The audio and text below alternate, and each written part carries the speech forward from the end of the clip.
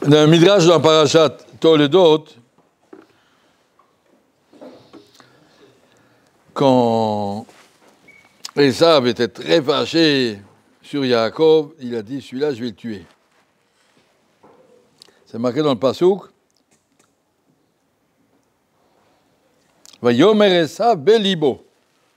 Dans son cœur, il a dit ça. Et le midrash conclut, Areshaim birshut liban. La définition d'un rachat, c'est quelqu'un qui est dominé par son cœur, par ses instincts, ses passions, ses envies. J'ai envie, je fais. Ce que j'ai envie, je le fais. Pas envie, je ne le fais pas. Exemple, Amar Naval Belibo. Naval, il dit dans son cœur. Vayomer Esav Belibo. Vayomer Yerovam Belibo. Vayomer Haman Belibo. Avalat Tzadikim Bamishutam, mais les Tzadikim, c'est le contraire. C'est leur tête, leur devoir, leur réflexion, leur responsabilité qui dirige le cœur. Puis, Chana, Medaberet al-Liba, c'est marqué. Chana, il parlait à son cœur. Son esprit parlait à son cœur. Il devait le dominer. Sa réflexion devait dominer ses passions. Vayomer David el-Libo. Vayasem Daniel el-Libo.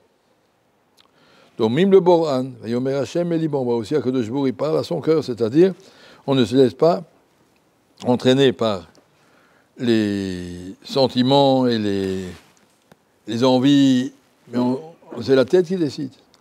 On appelle un tzaddik quelqu'un qui décide et qui est capable de tenir sa décision. Il a décidé avec sa réflexion. On appelle un rachat quelqu'un qui se laisse entraîner par tous ses instincts. Il dit, va ça, j'ai pas envie, j'ai envie. Maintenant, au milieu du seder, il a envie de la Coca-Cola, et bien il ne restera pas assis, il va aller à la Macolette, il va acheter une Coca-Cola. Pourquoi ? Parce que c'est l'envie qui décide. Alors qu'un autre, il peut dire, je réfléchis, est-ce que c'est vraiment nécessaire de perdre 10 minutes, un quart d'heure du seder de Gemara chaque seconde ? Elle est très très très bien payée, c'est dommage. Réfléchis. Tout celui qui est, la définition du tzaddik marqué ici, c'est celui qui domine son cœur. On sait que Kadosh Baruch Hu a créé l'homme, va yitzer, marqué avec 2 yud. Tous les autres animaux sont créés avec un seul yud. Tous les autres animaux sont des êtres simples. L'homme est un être composé. Tous les autres, c'est des atomes, nous, on est des molécules. En quoi un homme est yitzer avec 2 yud ? Parce qu'il a un gouffre matériel et une neshama d'en haut. Tous les autres, ils n'ont pas de neshama. Un animal, j'ai jamais vu qu'un animal a du remords et des regrets d'avoir tué un autre. Il a faim, il tue et il mange, et puis c'est tout. Il n'a pas de scrupules.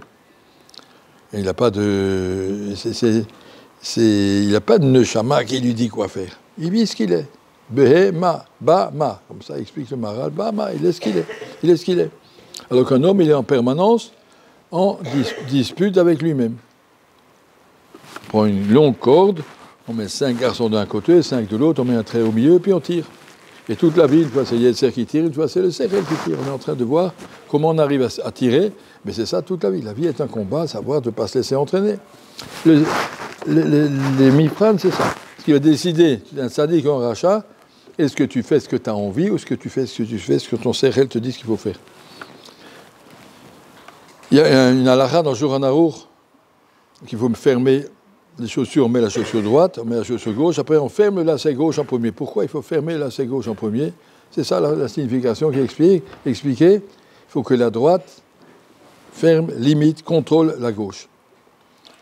Ma main droite doit fermer, contrôler. Ce n'est pas mes sentiments qui vont me dire, je suis là, il m'énerve, je vais le tuer, je vais le frapper, Monsieur, calmez-vous, réfléchis bien objectivement, essayez de mettre les choses à froid, ça n'arrive pas tout de suite, verra demain.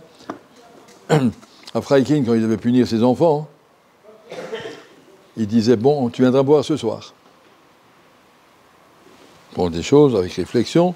Et puis le soir, il disait, oui, ben, je pense que tu as besoin quelques coups de ceinture pour que tu comprennes, assieds-toi sur le lit, et puis il le frappait pour qu'il comprenne. Le petit disait, ben, j'ai compris, non, tu n'as pas compris. Encore il t'a fait, mais il s'est réfléchi, c'était posé, c'était pas simplement ici, et tu mets une tartine, c'est pas comme ça. C'était quelque chose de réfléchi qui vient avec le Sechel. Le Sechel, il commande le Regesh. Le Sechel commande les sentiments. Ça, c'est ce qu'on doit apprendre maintenant, surtout à votre âge, Baruch Hashem, que d'un côté, le Sechel commence à grandir, de l'autre côté, les sentiments commencent à grandir, dans tous les sens, et puis en plus, la liberté, que c'est vous qui devez vous décider de votre vie.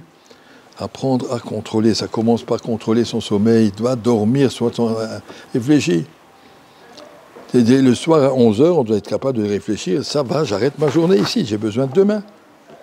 Chez les Juifs, la nuit, elle vient avant le jour. Je ne sais pas si vous avez remarqué. Chez les Français, le jour, il continue toute la nuit jusqu'à minuit. Chez nous, la nuit, c'est la préparation du lendemain. La nuit, ce n'est pas la fin de la journée. J'ai fait ma journée, maintenant la soirée, c'est à moi. Ce n'est pas comme ça. Ma soirée, c'est la préparation de demain.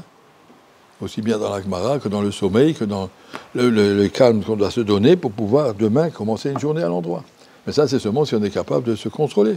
Ça veut dire que mon CRL me dit, arrête-toi maintenant, demain on a besoin de force.